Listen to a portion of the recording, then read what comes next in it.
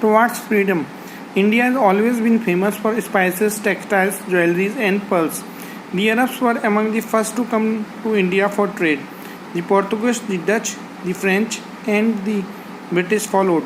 The British emerged as the most powerful among them. They traded through the English East India Company. The company bought goods cheaply from India and sold them abroad at high prices.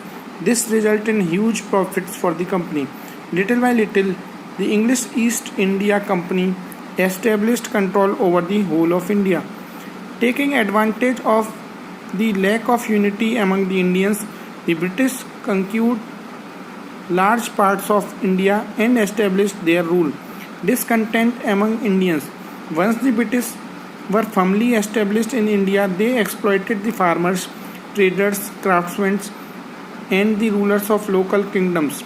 The farmers were made to pay very high taxes. Even during floods and droughts, the farmers had to pay their share of taxes. They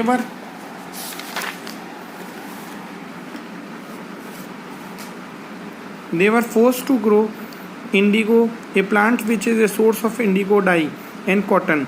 These were bought at very low rates and sold at very high rates in England and other countries. Thus, farmers in India became poorer. Many died due to starvation. Cheaper mill-made cloth was imported into India from England. As a result, the handloom industry of India suffered.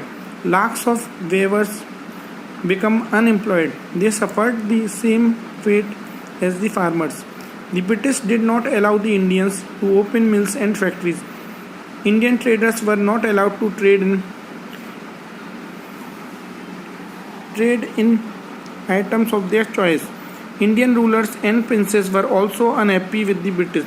A law was passed by the British which stated that if a ruler did not have a male child, then upon the death of that ruler, his kingdom would be taken over by the British.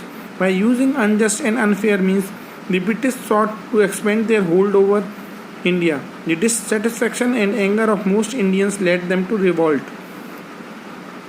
The dissatisfaction and anger of most Indians led them to revolt. In this map, centers of revolt 1857 is showing. These centers were Meerut, Delhi, Bareilly, Kanpur, Gwalior, Jhansi, Lucknow, Jabalpur, Barakpur,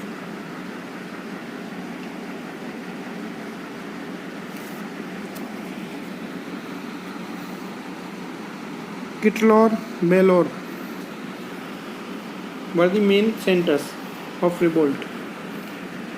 Revolt against the British. Even since the coming of the British, peoples in different parts of India had been protesting against their unfair policies.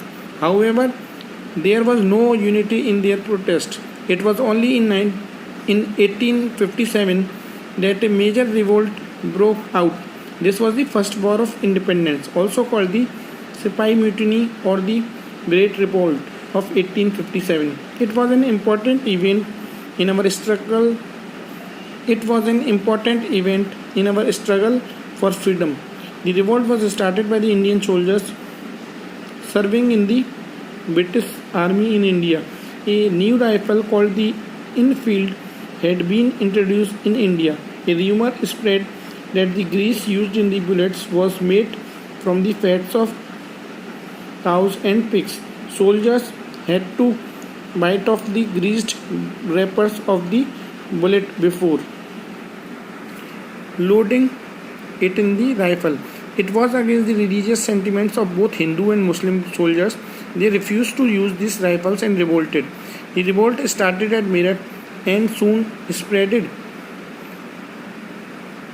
spread to large parts of northern and central India. Farmers, craftsmen, and other sections of the society joined the revolt. The soldiers declared the last Mughal emperor Bahadur Shah Jafar their leader. The revolt was led by Nana Sahib and Tatia Tope at Kanpur, Rani Lakshmi Bai at Jhansi, and Begum Hazrat Mahal at Awadh.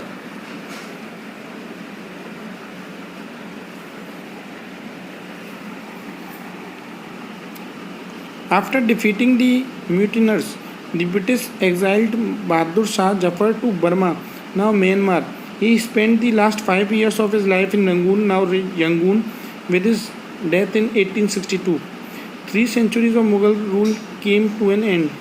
After the revolt, the British suppressed the first war of independence. Many factors were responsible for the failure of the revolt. It did not spread to all parts of India. Indian soldiers did not have sufficient money and good weapons. The revolt was not organized properly. On the other hand, the British soldiers were well equipped with modern weapons and were very well organized. After the revolt was suppressed, many Indians were either killed or put into prison. The rule of the East India Company ended in 1858. The administration of India was taken over by the government of England. However, the Indian princes were allowed to rule over their territories. Thanks for watching me.